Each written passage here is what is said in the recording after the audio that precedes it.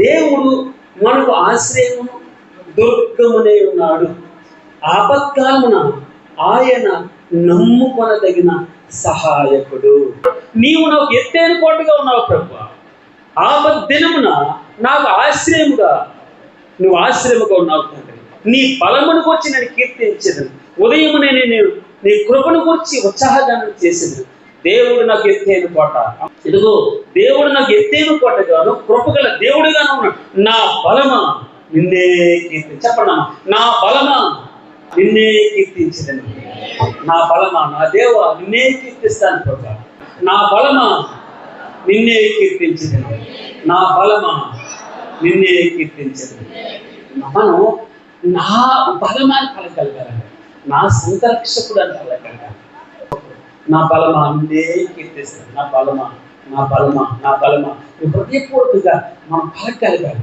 తర్వాత అన్నాడు నహూము గ్రంథం 1:7 యెహోవా ఉత్తముడు. యెహోవా ఉత్తముడు అంటే ఇంగ్లీష్ ఉంటుంది, అంటే యెహోవా మంచివాడు అని రాయబడింది. ఎవరమైనా ఇందాక మనం ఏం చేస్తాం, దేవుడు సమర్థుడు, దేవుడు మృతుల నుండి సజీవులుగా లేపువాడు. ఇక్కడ ఏమంటున్నాడు, యెహోవా మంచివాడు, దేవుడు మంచి దేవుడు, ఆయన ఉత్తముడు. తర్వాత శ్రమ దినమందు ఆయన ఆశ్రయకర్త. శ్రమ దినమందు అసలు హోప్ లేనప్పుడు, ఎక్కడ నీకు ఎవ్వరూ రికమెండేషన్ చేయట్లేదు, నీకు ఎక్కడ రిఫరెన్స్ లేదు, నీకు ఎక్కడ సలహా లేదు, నిన్ను ఎవరు పట్టించిన వారు లేరు, ఫోన్ చేసేవారు లేరు, నిన్ను అంతగా అసలు నీకు ఒక విధమైన గౌరవించేవారు లేరు. అయినా దేవుడు ఏం చెప్తున్నాడు తెలుసా, శ్రమ దినమందు ఆయన ఆశ్రయదుర్గం, తన యందు నమ్మికించువారిని ఆయన ఎరుగును. ఆయన యందు నమ్మికించువారిని ఆయన ఎరుగును. నీ గురించి తెలుసు, ఆయన మొత్తం తెలుసు. ఆయన ఉత్తముడు, ఆయన మంచివాడని రాయబడింది. కీర్తన 116:5 యెహోవా దయాళుడు, యెహోవా దయాళుడు, మంచి దేవుడు, కరుణగల దేవుడు, వాత్సల్యత గల దేవుడు. యెహోవా దయాళుడు, నీతిమంతుడు, మన దేవుడు వాత్సల్యత గలవాడు.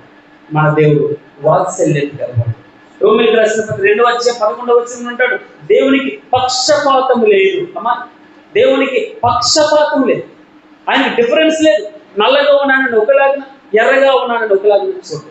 డబ్బున్న వాడిని ఒకలాగా, డబ్బు లేని వాడిని ఒకలాగా చూడు. అందమైన వాడిని ఒకలాగా, అందహీనులను ఒకలాగా చూడు. ఆయన జ్ఞానులను ఒక విధంగా, అజ్ఞానులను ఒక విధంగా చూడు. ఆయనకి పక్షపాతం లేదు.